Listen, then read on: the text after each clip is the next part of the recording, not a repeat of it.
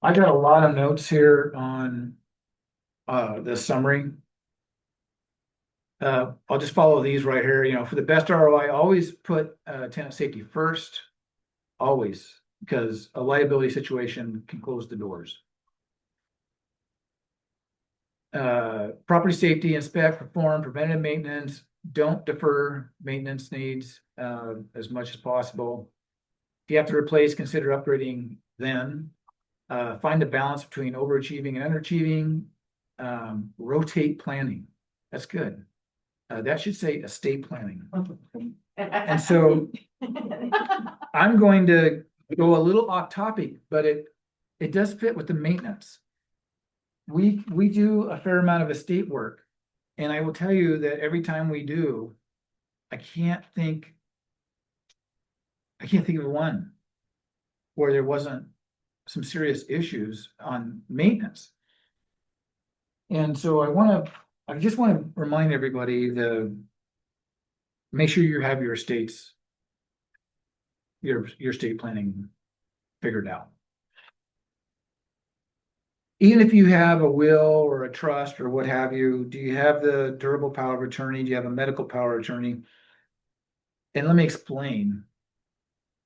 So you have your will, you have your trust, whatever, everything's going good, but you don't have somebody that you can trust to handle. If you got hit by the beer truck on the way home from here and was incapacitated to some level, who's going to take care of the property and make sure that your best interests are taken care of?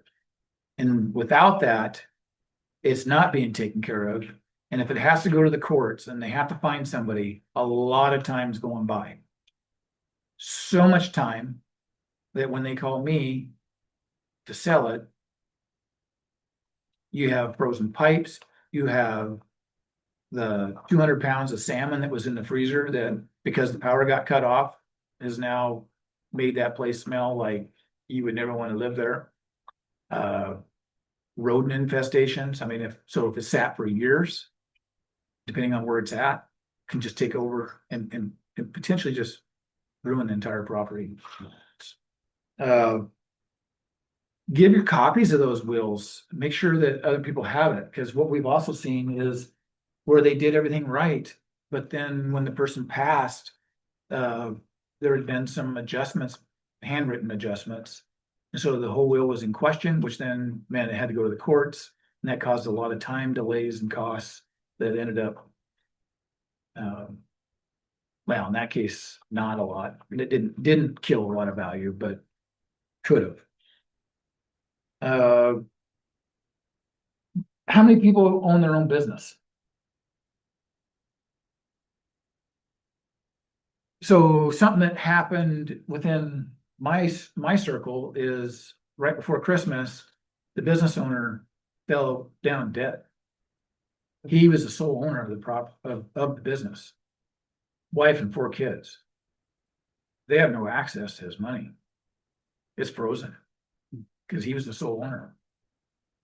So they're trying to figure out how to make the mortgage and everything else. So have that part figured out.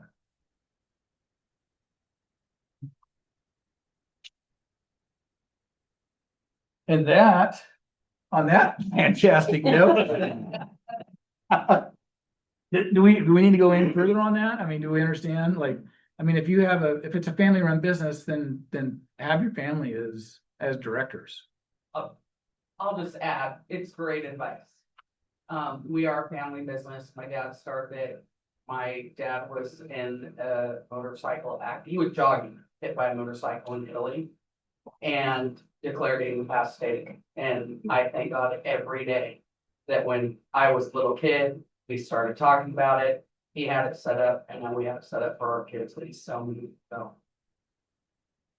Yeah, if you need any estate planning, we can give you some referrals. But yeah, if you got those businesses, have some directors so that if the unexpected happens, operations just don't come to a halt. We'll field some questions, and then I would like to discuss the rentals in the north end, if we have time. Sure. Do we have any other questions?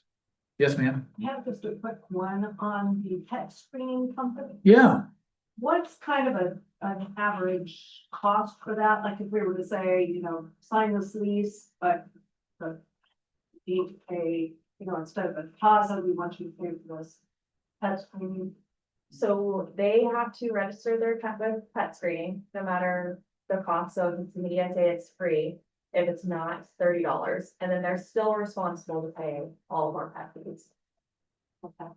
So as far as the pet screening company, the $30 would cover kind of, That covers the screening that they do, and they request vet records, and they have this scale, and I can even show it to you. If this animal has had issues at other properties, because once they're in a pet screening system, if they move to another property, the pet stays in pet screening. And I can go in and mark if a dog or cat has been naughty, and then their next place will see that, and they've used pet screening. And then they also base it off of size, weight, vaccination records. and Who do you use?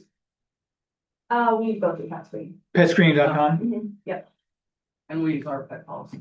Similar. Yeah, right. And so, and I think they're all the same, but their legal team will defend you if there's a fair housing complaint based on the screening of the ESA. And the interesting thing is I've actually had them reach out to me and question somebody's ESA animals because they have 4 and we're moving into an apartment. And we have to go back and forth. Yeah, unfortunately, I do have to approve it, but thank you for even checking in on why somebody will have 4 ESA animals. Surprisingly, very well kept button. It's a great third-party service. It gets you out of it. Really is. Yeah. Yeah, good question. Thanks. Yeah. Any other questions? Are the apartments getting absorbed?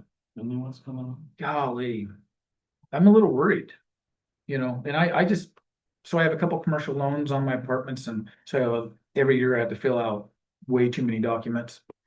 And I was updating my personal financial statement, and even though I go through my statements every month with a fine-tooth comb, I really wasn't paying attention to the gross rents. So I'm entering in the monthly gross rents in my PFS for their reporting. And as I'm entering them in, I'm like, well, that one's lower. Entering it, well, that one's lower. I mean, they were all lower except for one. I hadn't noticed it until I entered it in. And then, the values, almost not all, but a majority of them, I adjusted value down.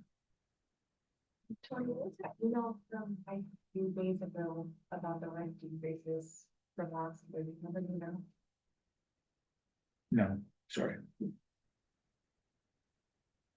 You know what the vacancy rates running at Ada County is average across the board? Hmm. Cause I know in Canyon, you've been saying 10. Wow. There's different people that are putting out stats. I mean, and I'm trying to, Thornton Oliver Keller just released their numbers for multifamily, and I looked at it and I just remember going, wow, like I don't think small single family or small multifamily is that high. I want to say it was 6-7% vacancy, which I thought was high. But gosh, I had a tenant that moved in late summer. They always pay the first rent, right? Because they can't move in unless they pay it.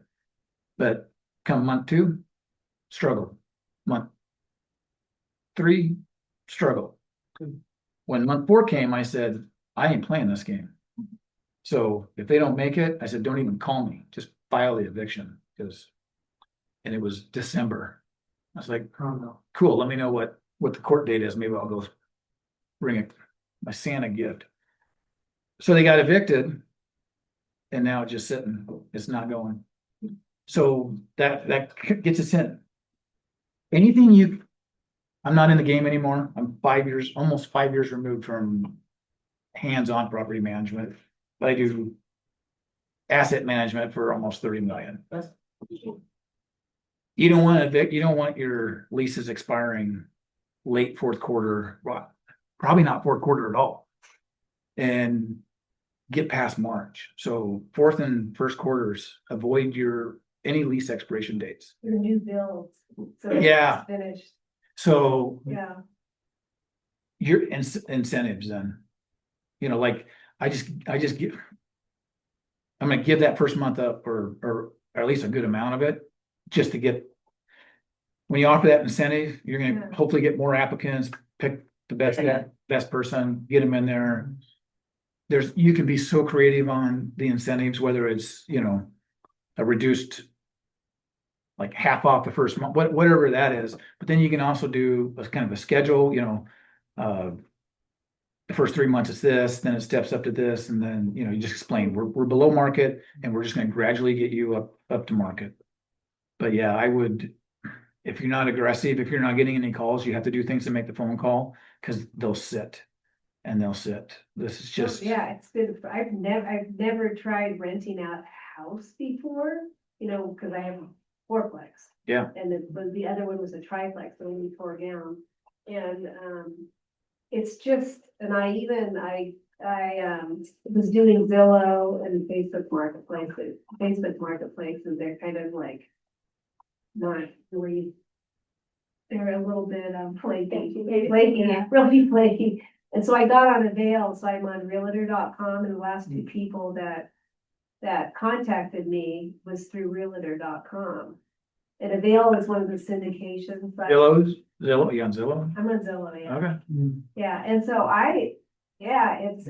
it's high end. It's got beautiful Pella wood windows and tile and wood floor. I mean, it's really high end, so it's more expensive rent. So could be the price point.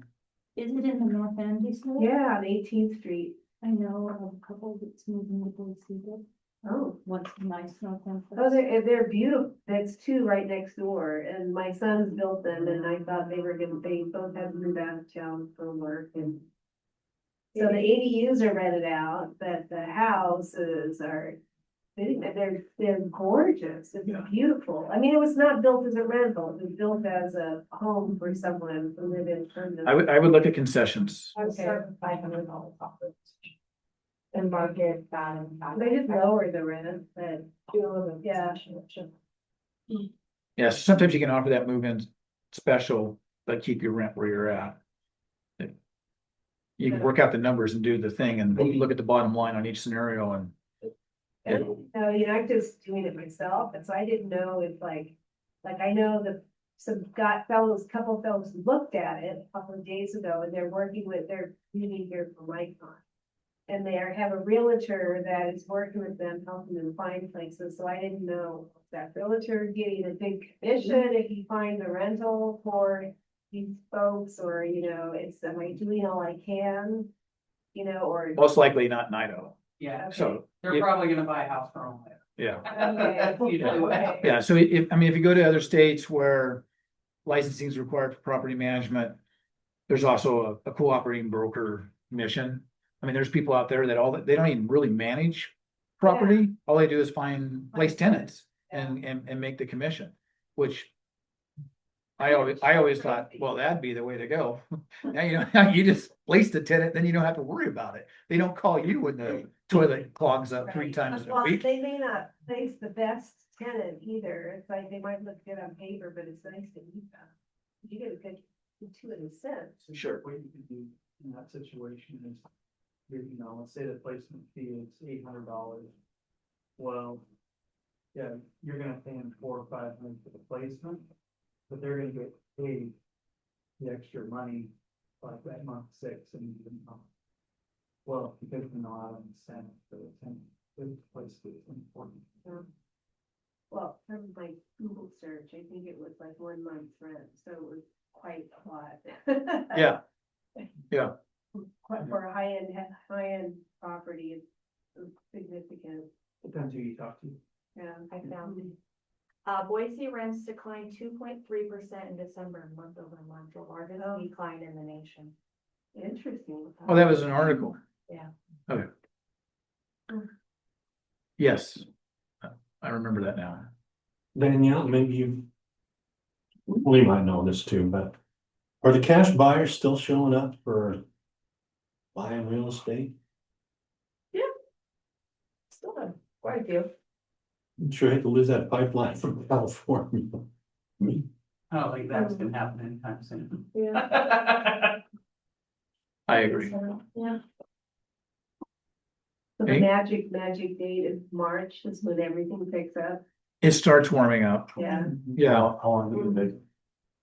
Really just a few weeks, from like Oh. December and January, but. You know, I'm so used. Yeah.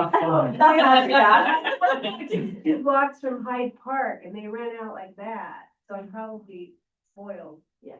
You know, as far as finding tenants, but. I don't know if I do a movie special. Tired, so. Yeah. and you have two, right?